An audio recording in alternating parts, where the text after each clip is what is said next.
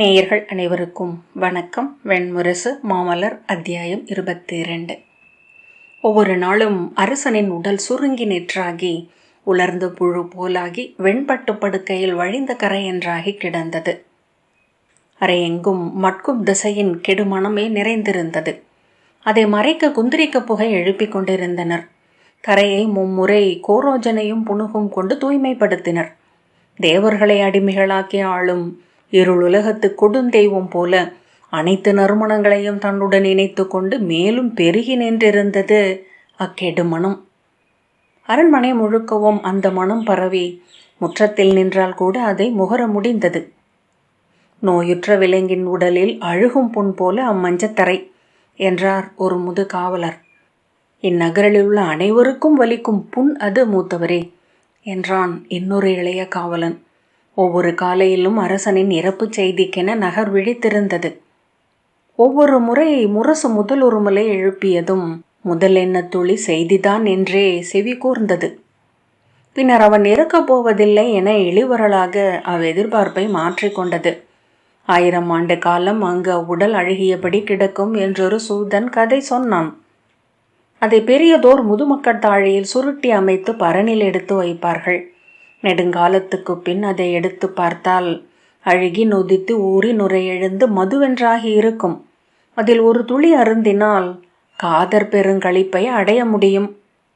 7 ஆண்டு காலம் காதலின் கொண்டாட்டத்தில் திளைத்த பின் எஞ்சிய வாழ்நாள் எல்லாம் அதன் பெருவலியுடன் வாழத் துணிந்த எவருக்கும் அது அளிக்கப்படும். பேரின்பத்தின் பொருட்டு பெருந்துன்பத்தை ஏற்க துணிபவர் யோகியர். அவர்கள் உண்ணும் அறிவமுது அது.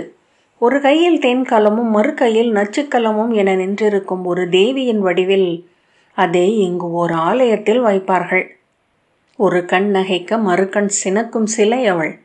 ஒரு காலை விண்ணிலும் மறு காலை கீழுலகிலும் விரித்து மண்ணுலகில் உடல் அமைத்து நின்றிருப்பாள். அவளை பிரேமை என்றனர் கவிஞர். விண்ணாளும் முதல் ஆற்றலின் பெண் வடிவம்.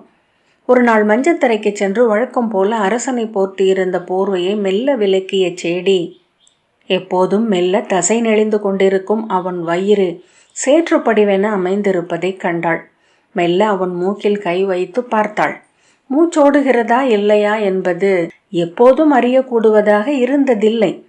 அவன் இறந்த பின்னர் அவன் உடலில் ஏதோ அறியா தெய்வமே வாழ்கிறதே என்னும் மலர் அரண்மனையில் அதனால்தான் புழங்கியது. தன் ஆடையிலிருந்து சிறு நூலொன்றை எடுத்து அவன் மூக்கருகே காட்டினாள் அச்செடி. அது அசையாமல் நிற்பதைக் கண்டு மூச்சிழுத்து நெஞ்சை பற்றி ஒரு கணம் நின்ற பின் வெளியே ஓடி அங்கு நின்றிருந்த மருத்துவர்களிடம் அது அசையாமல் நிற்பதைக் கண்டு மூச்சிழுத்து நெஞ்சை பற்றி ஒரு கணம் நின்ற பின் வெளியே ஓடி அங்கு நின்றிருந்த மருத்துவர்களிடம் அரசர் உயிர் அவிந்து விட்டது போலும் மருத்துவரே என்று சொன்னாள். அவர்கள் அதை போல பலமுறை கேட்டிருந்தனர். நன்று, முது மருத்துவர் வந்து நோக்கட்டும் என்றனர். இல்லை, உண்மையாகவே இதை என் உள்ளாழமும் அறிந்தது என அவள் சொன்னாள். அவர்கள் ஆர்வமில்லாது உள்ளே சென்று அவன் நாடியை தொட்டு நோக்கினர். இருப்பது போன்றும் இல்லை என்றும் காட்டியது நாடி. முன்னர் பலமுறை அதை தொட்டு நாதமிழாமை உணர்ந்து இறந்து விட்டான் என்று எண்ணி மீண்டும் மீண்டும் நோக்கி உயிர் கொண்டுள்ளான் என உறுதி செய்தமையின் குழப்பம் அவர்களை ஆட்கொண்டது. அவர்களில் இருவர் ஓடிச் சென்று முது மருத்துவரை அழைத்து வந்தனர். முது மருத்துவர் அரசனின் நாடியை 7 முறை நோக்கிய பின் அரசர் இறந்து விட்டார், ஐயமில்லை என்றார். ஏவலர் அப்போதும் ஐயம் கொண்டிருந்தனர். செய்தி சென்றதும் ஆயுஷ் நேரில் பார்க்க வந்தான். அவனிடம் முது மருத்துவர் அரசனின் மண்ணீங்களை சொன்னார். அவன் அரசனின் மஞ்சத்தருகே சற்று நேரம் நின்றான். குனிந்து சுருங்கி சுள்ளி என்றாகிவிட்டிருந்த கால்களை தொட்டு தலையில் வைத்து வணங்கிய பின் திரும்பி தன் அருகே நின்றிருந்த அமைச்சரிடம் ஆவண செய்க என்றான். அரசன் விண்ணேகியதை அறிவிக்க முகக்கோட்டை மேல் எழுந்த பெரும் முரசம் முழங்கலாயிற்று. ஆனால் அரசனின் இறப்பை எதிர்பார்க்கும் புலன்கள் முன்னரே மழுங்கிவிட்டிருந்தமையால் முதலில் அதை எவரும் அடையாளம் காணவில்லை. செவி மங்கி பிற ஒலி ஏதும் கேட்காது ஆன முதியவர் ஒருவர்தான் அரசர் நாடு நீங்கினார் போலும் என்றார். என்ன என்றான் இளையவன் ஒருவன். அவர் தயங்கி அந்த முரசொலி என்றார். அனைவரும் ஒரே தருணத்தில் திகைத்து ஆம் என்றனர். மறுகணமே அம்முரசோசை சொல்லென மாறி பொருள் கொள்ளலாயிற்று. சந்திரகுலத்து அரசன் புரூரவஸ் மண்மறைந்து விண்ணேகினான். புகழ் கொண்டு உடல் துறந்தான். நகரம் ஆர்த்தெழுந்தது. நீடு வாழ்க அரசர், நெடும் புகழ் நின்று ஓங்குக என்று வாழ்த்து கூவினர். தெருக்களில் கூடி நின்று தங்கள் பூச்செய்கை அறைகளிலிருந்து தட்டுமணிகளையும் செம்பு கலங்களையும் கொண்டு வந்து சீராக தட்டி ஒலிக்கத் தொடங்கினர். சற்று நேரத்தில் குரு நகரமே மாபெரும் இசைக்கருவே என அதிர்ந்து கொண்டிருந்தது. உயிர் நீத்த அரசனுக்கு முறைமை செய்யும் பொருட்டு தாளங்களில் சுடர், நீர், மலர், கனி, பொன் என்னும் 5 மங்கல பொருட்களும் மஞ்சள் அரிசியும் ஏந்தி தலைப்பாகைகளோ அணிகளோ என்று மக்கள் அரண்மனை நோக்கி நிறை நிறையாக குவிந்தனர். அரண்மனை முற்றம் தலைகள் செறிந்து கருமை கொண்டது. அரண்மனை காவலர் எவரையும் கட்டுப்படுத்தவோ ஆணையிடவோ இல்லை. பேச்சில்லாமலேயே அரண்மனை எறும்பு புற்றென சீராக இயங்கியது. அரண்மனைக்குள் தங்கள் அறையில் மூதரசியும் அரசரும் விழிநீர் வார ஒருவர் கையை ஒருவர் பற்றியபடி தங்கள் முழு தனிமைக்குள் 8 திசை வாயில்களை மூடிக்கொண்டு அமர்ந்திருந்தனர். அவர்களிடம் அமைச்சர் சூழ ஆயுஷ் வந்து செய்தியை சொன்னபோது மூதரசர் கதறி அழுதபடி நெஞ்சில் அரைந்து கொண்டார். அவர் கைகளை எட்டி பற்றி கொண்டாள் முதுமகள். அமைச்சர் அருகே செல்ல ஆயுஷ் வேண்டாம் என கை காட்டினான். முதியவரை துணைவி மெல்ல பற்றி படுக்கையில் படுக்க வைத்தாள். அவர் உடலில் மெல்லிய வலிப்பு வந்து சென்றது. அவர் பற்கள் கிட்டித்து கண்கள் செருகி இருந்தன. முதியவள் மெல்ல சாமரத்தால் வீசிக்கொண்டு அருகே அமர்ந்திருந்தாள். அவளுடைய மெல்லிய உதடுகள் ஒன்றுடன் ஒன்று இணைந்திருந்தன. சுருக்கங்கள் சரிந்த கன்னங்களின் ஊடாக கண்ணீர் வழிந்தது. பெருத்த விம்மலோசையுடன் முதியவர் மீண்டு வந்தார். தன் துணைவியின் கைகளை பற்றி நெஞ்சோடு அணைத்து கொண்டு விம்மி அழுது கொண்டே இருந்தார். ஆயுஷும் அமைச்சர்களும் ஓசையின்றி விழி பரிமாறிய பின் திரும்பி நடந்தனர். அதன் பின் அவர்கள் பிறரிடம் ஒரு சொல்லும் பேசவில்லை. ஆயுஷ் முகமுற்றத்திற்கு வந்து அங்கு கூடியிருந்த மக்களிடம் அரசர் மண்மறைந்ததை முறைப்படி அறிவித்தான். அவர்கள் பேரறத்தான் புரூரவஸ் வாழ்க, சந்திரகுலத்து பெரும் புகழ் வாழ்க என்று கண்ணீருடன் கூவினர். இறப்பில் குவியம் கொண்ட புரூரவசின் நற்பண்புகள் அவர்களை துயர்வெறி கொள்ளச் செய்தன. இறப்பு என்னும் பேருரு தங்களை அச்சுறுத்தி அத்தனை நற்பண்புகளையும் மறக்க வைத்து அவனை புறக்கணிக்கச் செய்ததை எண்ணிய போது எழுந்த குற்ற உணர்ச்சி உடன் இணைந்து கொண்டது. ஈமச்சடங்குகள் ஏற்றும் பொருட்டு வைதிகர் 101 அரண்மனைக்கு வந்தனர். 7 நிமித்திகர் களம் பரப்பி அரசன் மண்மறைந்த பொழுதை கணித்து 41 நாட்களில் அவன் விண்ணுலகு சேர்வது உறுதி என்றனர். முற்றத்தில் அவன் உடல் கொண்டு வைக்கப்பட்டு குலமூத்தார் சூழ்ந்தமர்ந்து முறை செய்த போது ஒரு தொல் சடங்கை செய்யும் அமைதியும் ஒழுங்குமே அங்கு நிலைத்தது. நிறையாக வந்து அவன் காலடியில் மங்கள பொருள் படைத்து மலரிட்டு வணங்கி சுற்றி சென்றனர். அவனுடன் குருதியுறவு கொண்ட மூத்த குடிகளில் அவனுக்கு தந்தை உடன் பிறந்தார் மைந்தன் முறை கொண்டவர்கள் அவன் முகத்தில் வாய்க்கரிசி இட்டு இடம் சுற்றி சென்றமர்ந்து கொண்டிருந்தனர். இறுதியில் மூதரசரையும் அரசியையும் 4 ஏவலர் கைப்பற்றி அழைத்து வந்தனர். மூதரசர் மூர்ச்சையில் கொண்டு வரப்படுபவர் போல் இருந்தார். மூதரசி உள்மடிந்த மெல்லிய உதடுகளால் ஏதோ சொல்லிக் கொண்டிருந்தாள். முற்றத்தை அடைந்ததும் மூதரசர் திரும்பி எங்குள்ளோம் என நோக்கினார். விழி சென்று ஒரு கணம் மைந்தனின் உடலை பார்த்ததும் அறியாது உடைந்து அடிபட்ட விலங்கின குரல் எழுப்பி நடுங்கினார். அவரை தாங்கி வந்த முதிய வீரர் அரசே என்று மெல்ல சொல்லி அணைத்து முன்னால் இட்டு சென்றார். அரசியோ அங்கிலாதவள் போல் இருந்தாள். சரடுகளால் இயக்கப்பட்ட பாவை என அவள் உடல் அசைந்தது. இருவரும் மும்முறை உடல் சுற்றி வந்து குலமூத்தார் அளித்த மலரையும் அரிசியையும் அவன் கால்களிலும் முகத்திலும் வைத்து மீண்ட போது முதற்படியிலேயே மூதரசர் நினைவழிந்து விழுந்தார். கூட்டம் ஓசையிட்டு சலசலக்க தளபதி ஒருவன் அமைதி என ஆணையிட்டு அமையச் செய்தான். அரசரை போர்வையொன்றில் படுக்க வைத்து 4 முனைகளையும் பற்றி தூக்கி உள்ளே கொண்டு சென்றார்கள்.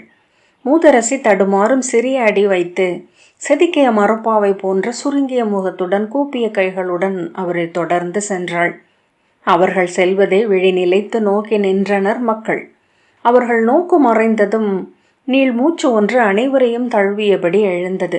சூதன் ஒருவன் துயர் கொள்ளுதல் ஒரு தவம் என மெல்லிய குரலில் சொன்னான். அனைவரும் திரும்பி நோக்க அவன் தன் யாழின் நரம்பில் விரலை ஓட்டி கொண்டிருந்தான். ஆயுஷ் உடைவாளேந்தி தந்தையின் கால் மாட்டில் நின்றான். ஸ்ருதாயுஸ் சத்யாயுஸ் இருவரும் அவனுக்கு இரு பக்கமும் வாளேந்தி நிற்க, பின்னால் இரு சேடியரின் ஆடைகளை பற்றியபடி விஜயனும் ரயனும் நின்றனர். ஜயனை ஒரு முதுசேடி இடையில் வைத்திருந்தாள். குலச்சடங்குகள் ஒவ்வொன்றாக நிகழ்ந்தன. அரசனின் 7 மூத்தவர்களின் சிதைக்குழிகளில் வைக்கப்பட்ட நீர் அவன் மேல் தெளிக்கப்பட்டது. 12 குலங்களின் சார்பிலும் பட்டுகள் போர்த்தப்பட்டன. 12 குடிகளைச் சேர்ந்த 12 மூதன்னையர் அவனை தங்கள் மகன் என கொண்டு பால் ஊற்றி வணங்கினர். 12 குடியின் 12 சிறுவர் அவனை தம் தந்தை என எண்ணி நீரூற்றி கால் கழுவி வணங்கினர். பின்னர் வைதிகர்கள் அவன் உடலை கங்கை நீரூற்றி தூய்மை செய்தனர். வேத சொல் சூழ அவனை வாழ்த்தி விண்ணேற்றம் கொடுத்தனர். குடிமூத்தார் கிளம்புக என ஆணையிட்டதும் குரவையொலியும் வாழ்த்தொலியும் சூழ அவன் உடலை பசுமூங்கில் பின்னி கட்டு மலரணி செய்த பாடை மேல் ஏற்றி வைத்தனர். முரசுகள் முழங்கின. கொம்புகளும் குழல்களும் சங்கும் மணியும் இணைந்து கொண்டன. அரசனின் உடல் அரசகுடியின் இடுகாடு நோக்கி கொண்டு செல்லப்பட்டது. வேதமோதிய அந்தனர் குழு முன்னால் செல்ல இசைச்சூதர்கள் இசையுடன் தொடர்ந்தனர். வாழ்த்தொலிகளுடன் அவன் குடிநிறைகள் பின்னால் சென்றனர். அவன் மணந்த தேவியர் மங்களக்குறி களைந்து மர உரி அணிந்து விரிந்த தலையுடன் நெஞ்சை அறைந்து அழுதபடி அரண்மனை முற்றத்தின் எல்லை வரை வந்து அங்கு விழுந்து மயங்கினர். அரண்மனை பெண்டிர் கண்ணுக்கு தெரியா வரம்பால் கட்டப்பட்ட கடல் அலைகளைப் போல முற்றத்திற்குள் நெஞ்சறைந்தும் தலையறைந்தும் அலறியும் விழுந்து அழுது நின்றனர். ஆயுஷும் மைந்தரைவரும் இருபுறமும் பாடையை தொடர்ந்தனர். சந்திரகுலத்தின் 18 பெருங்குடிகளைச் சேர்ந்தவர்கள் பாடையை தூக்கிச் சென்றனர். போரில் விழுந்த அரசனை முரசொலிக்க கொம்பும் குழலும் துணைக்க வேலும் வாளும் ஏந்திய படை வீரர்கள் கள நடனமிட்டு முன் செல்ல தெற்கு நோக்கி கொண்டு செல்வது குருநகரியின் வழக்கம். நோயற்று முதிர்ந்த அரசனின் இறப்பை குலமூத்தார் 12 முன்னால் சென்று சங்கூதி மூதாதையருக்கு அறிவித்து கொண்டு செல்ல ஆண்கள் கழியேந்தி வேட்டை நடனமிட்டு கொண்டு செல்வார்கள். இளமையில் நோயுற்று இறந்த புரூரவசை சிதை நோக்கி கொண்டு செல்கையில் ஒவ்வொருவரிடமும் துயரும் அமைதியுமே விளைந்தது. குருநகரியின் குறுங்கோட்டையின் தெற்கு வாயிலின் ஊடாக பாடை சுமந்து சென்ற பெருநிறை அப்பால் கடந்து அங்கு விரிந்திருந்த இடுகாடுகளை அணுகியது. நெருஞ்சியும் ஆவாரையும் கொடுவேலியும் எருக்கும் மண்டியிருந்த அப்பாழ் வெளியில் அன்றுதான் வழி செதுக்கப்பட்டிருந்தது. அந்த புது மண்ணில் மண்புழு நெளியும் கதுப்பில் காலடிகள் மேலும் மேலுமென பதிந்து சென்றன. இரு மருங்கும் செறிந்த மரங்களிலிருந்து பறவைகள் கலைந்து எழுந்து வானில் சுழன்றொலித்தன. அரசர்களுக்குரிய இடுகாடு தென்மேற்கே எழுந்த நடுக்கற்கள் மலிந்த குன்றொன்றின் அடிவாரத்தில் அமைந்திருந்தது. அங்கு ஓடிய சிற்றாறு பூர்வமாலிகா என்றழைக்கப்பட்டது. அதன் கரையில் மண் குழைத்து இடையளவு உயரத்தில் அமைக்கப்பட்ட மேடையில் சந்தனக்கட்டைகளால் ஆன சிதை ஒருக்கப்பட்டிருந்தது. நெய்யும் தேன்மெழுகும் கொம்பரக்கும் ஒரு புறம் கடவங்களில் காத்திருந்தன. கொங்கிலியமும் குந்திரிக்கமும் ஜவ்வாதும் புனுகும் கோரோஜனையும் பிற நறுமணப் பொருட்களும் மறுபால் வைக்கப்பட்டிருந்தன. 18 மலர் கூடைகளில் 7 வகை மலர்கள் நீர் தெளித்து வாடாது பேணப்பட்டிருந்தன. இடுகாட்டுத் தலைவன் தொலைவில் எழுந்த ஓசையை கேட்டதும் கை காட்ட வெட்டியான்கள் 7 எழுந்து தங்கள் வெண் சங்குகளை ஊதினர். அவர்களின் கலப்பறைகள் ஒலிக்கலாயின. மரங்கள் நடுவே வண்ணங்கள் ஒழுகி ஆறென வருவது போல அந்த அசைவு நிறை தெரிந்தது. இடுகாடு ஒருக்க அமைக்கப்பட்டிருந்த சிற்றமைச்சர் வேர்வை வழியும் வெற்றுடலுடன் ஆணைகளை இட்டபடி அங்கும் இங்கும் பாய்ந்து கொண்டிருந்தார். இடுகாட்டை அணுகிய வைதிகர்கள் வெளியிலேயே நின்று பொற்குடங்களில் இருந்த நீரை மாவிலைகளில் அள்ளி அரசன் செல்லும் பாதையில் தெளித்து வேதம் பாடி தூய்மைப்படுத்திய பின் வேதம் ஓதியபடியே சென்று பூர்வமாலிகாவில் இறங்கி மூழ்கி மறுபுறம் கரையேறி ஈர ஆடையும் குழலுமாக தங்களை தூய்மைப்படுத்தும் வேத சொற்களை உரைத்தபடி அவ்வழியே சென்று மறைந்தனர். குலமூத்தார் முன்னால் சென்று அரசனின் பாடையை இறக்கி வைத்தனர். அதுவரை இயல்பாக நடந்து வந்த பலரும் உளம் தளர்ந்து விட்டிருந்தனர். எங்கோ எவரோ விசும்பும் சிற்றொலி எழுந்தபோது கட்டுகள் அவிழ்ந்து அனைவருமே அழத் தொடங்கினர். சற்று நேரத்தில் அம்மானுடனிறையின் இறுதி வரை தேம்பும் ஒலி எழுந்து அவ்வெளியைச் சூழ்ந்தது. சிதைச்சடங்குகள் ஒவ்வொன்றாக முடிந்ததும் குலமூத்தார் அரசன் படுக்க வைக்கப்பட்டிருந்த பட்டின் 4 முனையையும் பற்றி மெல்ல தூக்கி கொண்டு சென்று சிதைமேல் வைத்தனர். அவன் உடம்புக்கு மேல் மெல்லிய சந்தனப்பட்டைகள் அடுக்கப்பட்டன. சுற்றிலும் நெய்யும் அரக்கும் தேன்மெழுகும் ஊற்றப்பட்டது. அரக்கிலேயே எரிமணம் உறைந்திருந்தது. எரியின் குருதி அது என சூதர் சொல் என்பதை ஆயுஷ் நினைவு கூர்ந்தான். அவன் உள்ளம் விழவு ஓய்ந்த களம் என உதிரி வீண் சொற்கள் சிதறி கிடக்க வெறித்திருந்தது. வெற்று விழிகளுடன் அனைத்தையும் பார்த்தான். பிரிதெங்கோ இருந்து கொண்டும் இருந்தான். அங்கே வாளேந்தி நிற்க வேண்டியன் ஜாதவேத சல்லவா என நினைத்தான். ஆனால் வேத துறவு கொண்ட அவனுக்கு குருதியும் குலமும் குடியும் இல்லமும் ஏதுமில்லை. அதை எண்ணி அவனுக்காக அவன் பலமுறை வருந்தியதுண்டு. அப்போது அவன் பறவை என்றும் தான் புழு என்றும் தோன்றியது. அரசமைந்தர் எழுக, எரிசெயல் ஆகுக என்றார் ஈமச்சடங்குகளை நடத்திய முதுவெட்டியான். ஆயுஷ் சென்று அரசனாவிதன் முன் அமர்ந்தான். அவன் கந்தகம் கலந்த நீரில் கை முக்கி அவன் குழல் கற்றையை ஈரமாக்கி கூர்க்கத்தியால் மழித்து முடித்தான். முடி காகச் சிறகுகள் போல அவன் மடியிலும் தரையிலும் விழுந்தது. எவருக்கோ அவை நிகழ்வது போல அவன் எண்ணினான். கிண்ணத்தில் இருந்து மலரால் கந்தக நீர் தொட்டு அவன் தலையில் தெளித்து அவ்வாறே ஆகுக என்றான் நாவிதன். அவனுக்கு 7 பொன் நாணயங்களை காணிக்கையாக கொடுத்துவிட்டு கை கூப்பியபடி ஆயுஷ் எழுந்தான். அவன் உடன் பிறந்தார் இருவரும் இருபுறமும் உடைவாள் கொண்டு தொடர்ந்தனர். சிறுவர்கள் ஒருவர் கையை ஒருவர் பற்றியபடி தங்களை ஏவிய முது ஏவலர்களின் சொல்லுக்கு ஏற்ப நடந்தனர். முதிய ஏவலர் ஒருவரின் இடையில் அமர்ந்து வாயில் சுட்டு விரலிட்டபடி வந்த ஜெயன் அங்கு நிகழ்வதை நோக்கி கொண்டிருந்தான். வரும் வழியில் ஓசையை அஞ்சி அழுது காலுதறி துடித்து பின்பு சற்று துயின்று எழுந்த அவன் முகத்தில் கண்ணீரின் 2 கோடுகள் உப்பென படிந்திருந்தன. மீண்டும் ததும்பிய கண்ணீர் இமைகளிலும் விழிப்படலங்களிலும் சிதறியிருந்தது. நற்பொழுது என்றார் குல மூத்தார் ஒருவர். பெரிதொருவர் கை தூக்க முழவுகளும் கொம்புகளும் சங்குகளும் மணிகளும் இணைந்து ஆர்த்தன.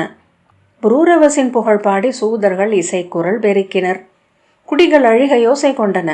இடறிய குரலில் வாழ்த்தொழிகளும் கலந்தெழுந்தன. சந்திரகுல மூதாதை வாழ்க, குருநகரை ஆண்ட பேரரசன் வாழ்க, அறச்செல்வன் வாழ்க, வெள்ளற்கரிய பெரும் புயத்தான் வாழ்க என ஓசையிட்டனர் மக்கள். ஆயுஷின் கையில் 3 உறவமைந்தர் கொண்டு வந்த எரிகுட உரியை அளித்தனர்.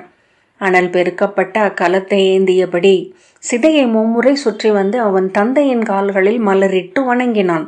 மைந்தர் 4 மும்முறை சுற்றி வந்து கை மலர்த்தி மலரிட்டு வணங்கினர். ஜெயனை ஏந்திய முது ஏவலர் அவனை தந்தையின் காலடியில் மெல்ல இறக்கி மலரள்ளி அவன் கையில் கொடுத்து போடும்படி சொன்னார். 4புறமும் சூழ நின்றவர்களை விழிகளால் திகைத்து நோக்கியபடி கையை உதறிவிட்டு திரும்பி ஏவலன் தோளை கட்டி கொண்டான் ஜெயன். அரசருக்கு அணுக்கர்களும் குருதி உறவு கொண்டவர்களும் குலமூத்தாரும் சுற்றி வந்து மலர் தொட்டு எடுத்து அடிபணிந்து சென்னி சூடி வணங்கி விலகி அமைந்தனர். எரியூட்டுக என்றார் முதுகுலத் தலைவர். அதுவரை இறுகிய முகம் பூண்டிருந்த ஆயுஷ் விம்மி அழத் தொடங்கினான். அரசே, அரசர்கள் அழலாகாது என்று மெல்ல சொன்ன குலத்தலைவர் எரியூட்டுக என்றார்.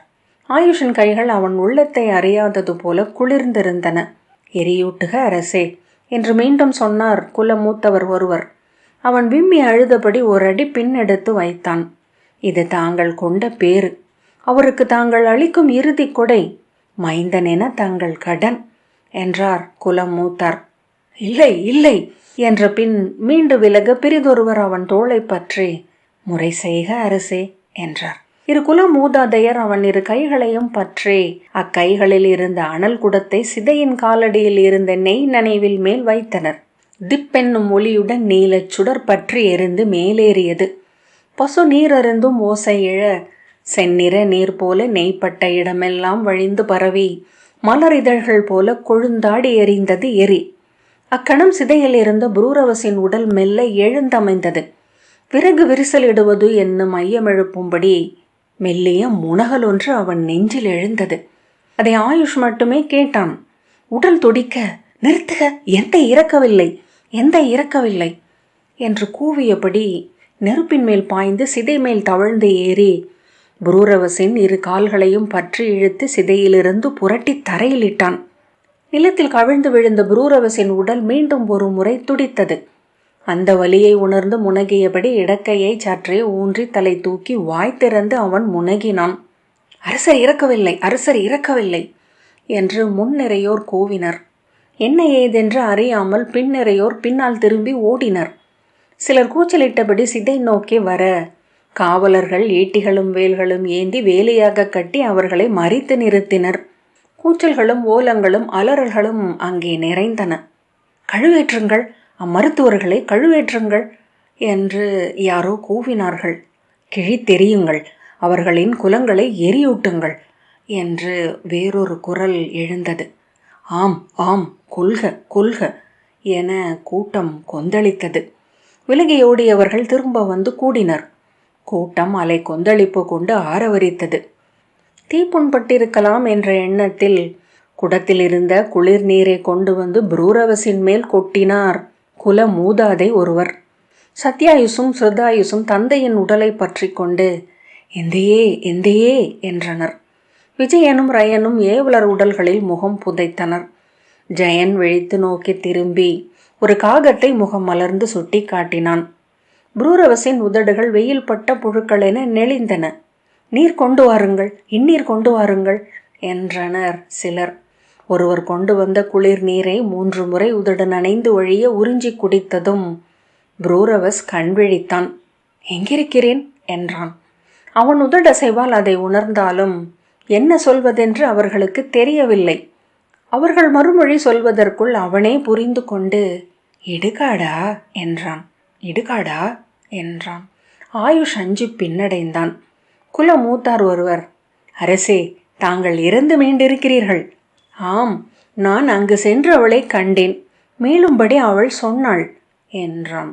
பின்னர் தெளிவுற அனைத்தையும் உணர்ந்தவனாக 2 கைகளையும் ஊன்றி உடலை மெல்ல மேலே தூக்கி, நிமித்திகர்களோ மருத்துவர்களோ அவர்களின் குடிகளோ எவ்வகையிலும் தண்டிக்கப்படலாகாது, இது அரசாணை என்றான். அருகே நின்ற அமைச்சர், ஆணை அரசே என்றார். திரும்பி துணை அமைச்சர்களை நோக்கி ஓடி சென்று, இது அரசாணை, நிமித்திகர்களோ மருத்துவர்களோ பிறரோ எவ்வகையிலும் தீங்கிழைக்கப்படலாகாது, முரசறைந்து அறிவியுங்கள் என்றார். அவர்கள் கைகளை வீசியபடி ஓடினர். எவரோ ஒருவர், பேரறத்தார் எங்கள் அரசர் வெல்க, நீனால் வாழ்க சந்திரன் பேர் மைந்தர் என்று கூவ கூட்டம் வாழ்த்தொலியால் கொந்தளித்தது. புரூரவஸ் மீண்டும் விழிகளை மூடிய பின், இனி நான் மீண்டெழுவேன். ஆம் என்றான். ஆம் தந்தையே, தாங்கள் மீண்டெழுவீர்கள், 100 ஆண்டு காலம் வாழ்வீர்கள் என்று ஆயுஷ் சொன்னான். அப்போதுதான் அவன் கால்களும் கைகளும் எரி நெய்யால் தசையுருகி வழிந்து கொண்டிருப்பதை அமைச்சர்கள் கண்டனர். இளவரசரை மருத்துவரிடம் கூட்டி செல்லுங்கள், உடனே வழிவிடுங்கள். ஒன்றுமில்லை, நான் மீண்டு விடுவேன் என்றான் ஆயுஷ் முகம் மலர்ந்திருக்க விழி நீர் வழிய. இளவரசரை அழைத்துச் செல்லுங்கள் என்று குல மூத்தார் கூவினர். வெண்பட்டொன்றை விரித்து அதில் படுக்க வைத்து ஆயுஷை தலைக்கு மேல் தூக்கிச் சென்றனர். அவனுக்கு பின்னால் புரூரவசையும் ஏவலர் கொண்டு சென்றனர். அறம் இறப்பதில்லை, தன் சிதையிலிருந்தும் முளைத்தெழும் ஆற்றல் கொண்டது அது என்று ஒரு புலவர் தன் 2 கைகளையும் விரித்து கூவினார். அறச்செல்வர் வாழ்க, சந்திரகுலத்து முதல் மன்னன் வாழ்க என்று குருநகர் குடிகள் எழுப்பிய வாழ்த்தொலிகளால் இடுகாட்டு வெளியின் அனைத்து இலைகளும் அதிர்ந்தன. அவ்வோசைகளின் மேல் மிதந்து செல்வது போல இருவரும் ஒழுகி அகன்று சென்றனர். மாமலர் 22வது அத்தியாயம் இத்துடன் நிறைவு பெற்றது. நன்றி.